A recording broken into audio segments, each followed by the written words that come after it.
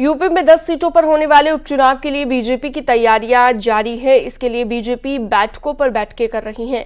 शक्ति केंद्र संयोजक और मंडल अध्यक्षों के साथ रणनीति तैयार की जा रही है।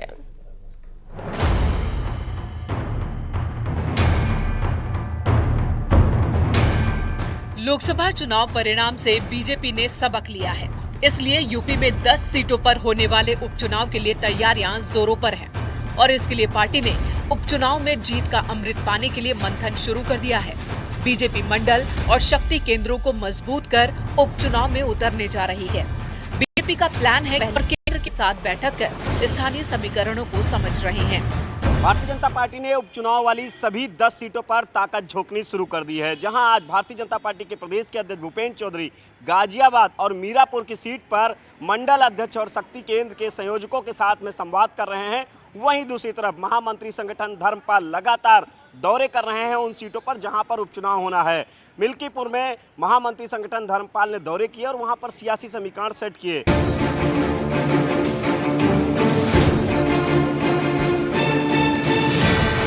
बीजेपी के प्रदेश अध्यक्ष भूपेंद्र चौधरी और महामंत्री संगठन धर्मपाल ने उपचुनाव की 10 सीटों पर बैठकों और प्रवास का दौर तेज कर दिया है।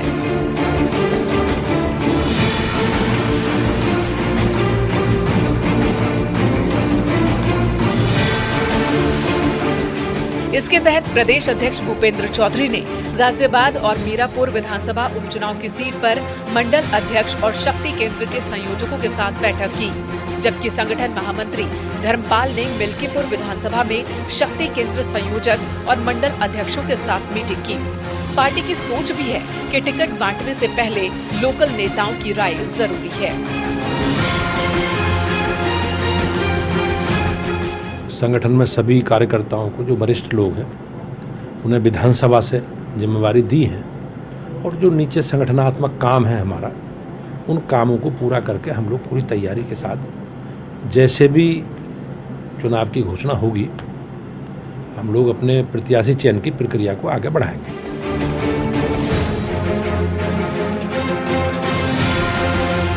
इधर बीजेपी ने उपचुनाव जीतने के लिए जो स्पेशल रणनीति तैयार की है, जिसके तहत सबसे पहले स्थानीय समीकरण को अच्छे से समझना होगा।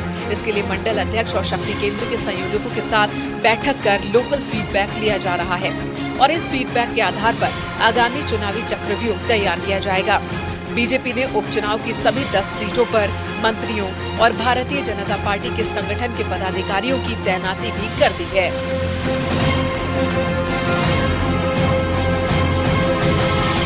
निश्चित तौर पे भारतीय जनता पार्टी इस मामले में सबसे आगे है और चुनाव, जहां तक उपचुनाव है, हम सभी उपचुनाव जीतेंगे। आप कहना चाहेंगे कि अभी चुनाव हुआ उसमें कुछ सीटें हारी हैं। निश्चित तौर पर हमारी सीटें जो हारी हैं वो कैंडिडेटों की वजह से हारी हैं, सरकार की वजह से नहीं हारी हैं। वहीं बीजेपी ने इस बार ये भी तय किया है कि उपचुनाव की सभी 10 सीटों पर पार्टी अकेले चुनाव लड़ेगी, जबकि साल 2022 के विधानसभा चुनाव में 2 सीट मझवा और कटेहरी सहयोगी दल निषाद पार्टी के पास थी और एक मीरापुर की सीट आरएलडी के पास थी। इस बार बीजेपी सहयोगी दलों को उपचुनाव की एक भी सीट नहीं देगी।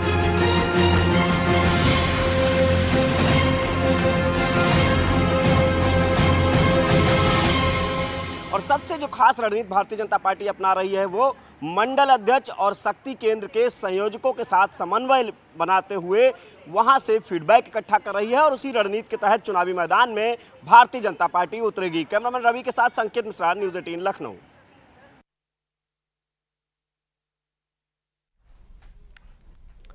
यूपी सरकार की तरफ से हाइब्रिड कारों का रजिस्ट्रेशन शुल्क घटाया गया है, जिससे गाड़ियों के दामों में काफी कमी आई है। ऐसी कार खरीदने वालों की संख्या अब बढ़ गई है।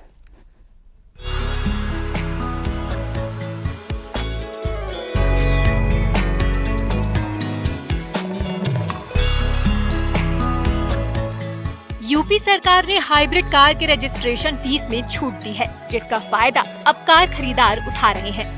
सरकार की तरफ से पर्यावरण को दुरुस्त रखने और ग्रीन टेक्नोलॉजी को बढ़ावा देने के लिए इलेक्ट्रिक वाहनों के रजिस्ट्रेशन शुल्क में छूट दी जा रही है। उसी तरह अब हाइब्रिड कारों के रजिस्ट्रेशन पर 1 जुलाई से छूट का प्रावधान किया गया है। हाइब्रिड कारों की रजिस्ट्रेशन फीस 0 कर दी गई है। जिससे कारों के दाम भी घट गए हैं। हाइब्रिड कारों की कीमतें 2 से 4 लाख रुपए तक घट गई हैं। हम लोग मारुति से काम करते हैं, तो मारुति की गाइडलाइन प्लस जो आरटीओ की तरफ से गाइडलाइन आई है, उसमें जो हमारे पास स्ट्रॉन्ग हाइब्रिड है, जिसमें कि हमारा फ्यूल के साथ साथ बैटरी का भी एक अच्छा सपोर्ट होता है, लगभग 60% के आसपास। ये पोल्यूशन भी कम करती हैं, तो ग्रीनरी को सपोर्ट करती हैं। इन गाड़ियों पे जो आरटीओ के थ्रू मारुति की गाइडलाइन हमारे पास आई है, इस पर रोड टैक्स पूरा फ्री किया गया हुआ है, 100% फ्री किया गया हुआ है। इस पर सिर्फ कस्टमर को अगर उसने फाइनेंस के थ्रू गाड़ी खरीदी है तो 2100 रुपये देने होते हैं, अगर वो कैश में परचेज कर रहा है तो 600 रुपये देने होते हैं। यूपी में 10 लाख रुपए से कम कीमत वाली 4 पहिया गाड़ियों पर 8% और 10 लाख रुपए और उससे ज्यादा कीमत वाली गाड़ियों पर सरकार 10% रोड टैक्स लेती है।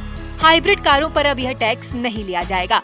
ग्रैंड विटारा के 2 मॉडल आते हैं, जेटा प्लस ECVT और अल्फा प्लस ECVT। इसके साथ इन्विक्टो में हमारे 2 मॉडल ही आते हैं और वो दोनों ही हमारे स्ट्रॉन्ग हाइब्रिड में है। तो ये इन गाड़ियों पे 1,84,000 से लेकर के और मोर देन 3 लाख तक का आरटीओ है, जो कि फ्री हो गया है। और इसमें कस्टमर्स का भी काफ़ी अच्छा रिस्पांस आ रहा है। कस्टमर एग्रेसिवली उस पर काम कर रहे हैं, आ रहे हैं, देख रहे हैं, बात कर रहे हैं। तो एक अच्छा इनिशिएटिव है गवर्नमेंट ऑफ इंडिया का। हाइब्रिड कार में 2 तरह के इंजन होते हैं। कार में एक पेट्रोल या डीजल इंजन होता है और दूसरा इलेक्ट्रिक इंजन होता है। इस टेक्नोलॉजी को हाइब्रिड कहते हैं।